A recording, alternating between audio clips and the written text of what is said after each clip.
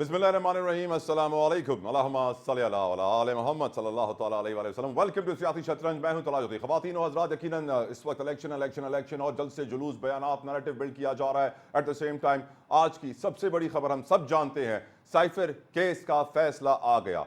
खुद इमरान खान साहब की फैमिली कहती हैं, उनकी बहन, कि उनको ये तवक्को थी कि सजाए मौत होगी, लेकिन 10 साल कैद की सज़ा सुनाई गई इमरान खान को भी, शाह महमूद कुरैशी को भी। यकीनन जो आज केस था वो गुज़िश्ता रात से ही सुना जा रहा था। अडियाला जेल में खुसूसी सीक्रेट एक्ट की अदालत के जज अबुल हसनात सुन रहे थे। उन्होंने 25 गवाहान के बयानात कलमबंद किए गुज़िश्ता रात को, और आज ये फैसला सुनाया गया और इमरान खान को और शाह महमूद कुरैशी को दोनों को 10-10 साल कैद की सज़ा सुनाई गई है। तवक्को ये की जा रही थी कि पीटीआई की तरफ से बड़ा शोर और मचाया जाएगा, प्रोटेस्ट किया जाएगा, लेकिन नथिंग हैपेंड, कुछ भी नहीं हुआ है। यकीनन ये भी सोचने की ज़रूरत है। लेकिन एट द सेम टाइम बानी पीटीआई के जो रिमार्क्स थे, उन्होंने ये कहा कि साइफर मेरे ऑफिस में था, जिम्मेदारी प्रिंसिपल सेक्रेटरी और मिलिट्री सेक्रेटरी की होती है, बताना चाहता हूँ कि असल साजिश कैसे हुई। उन्होंने ये भी कहा कि जिस मिलिट्री सेक्रेटरी से उन्होंने इंक्वायरी करवाई, उस इंक्वायरी का कोई रिजल्ट नहीं निकला, साइफर कहीं से नहीं मिला, मेरे ऑफिस से गायब हो गया। उन्होंने ये भी कहा कि मुंतखब वजीर आजम के खिलाफ साजिश में जनरल बाजवा और डोनाल्ड लू शामिल थे। हुसैन हक्कानी ने जनरल बाजवा के कहने पर उनके खिलाफ लॉबिंग की।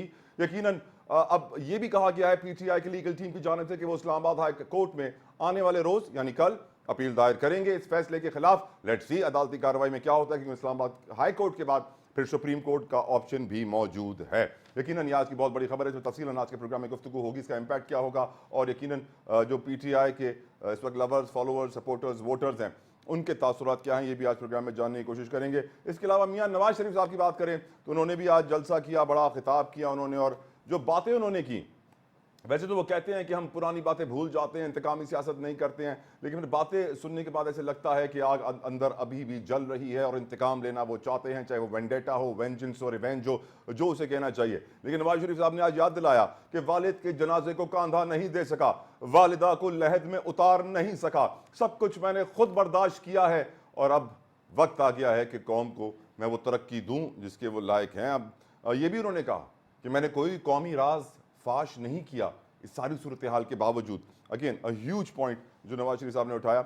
और साथ साथ अगर बात करें अदालतों की, तो आज सुप्रीम कोर्ट में सहाफ़ियों की हिरासती से मुताल्लिक केस की समाअत हुई, जिसमें honourable chief justice of Pakistan justice Qazi Faez Isa साहब के बड़े इंटरेस्टिंग रिमार्क्स थे, आपके सामने रखना चाहता हूँ।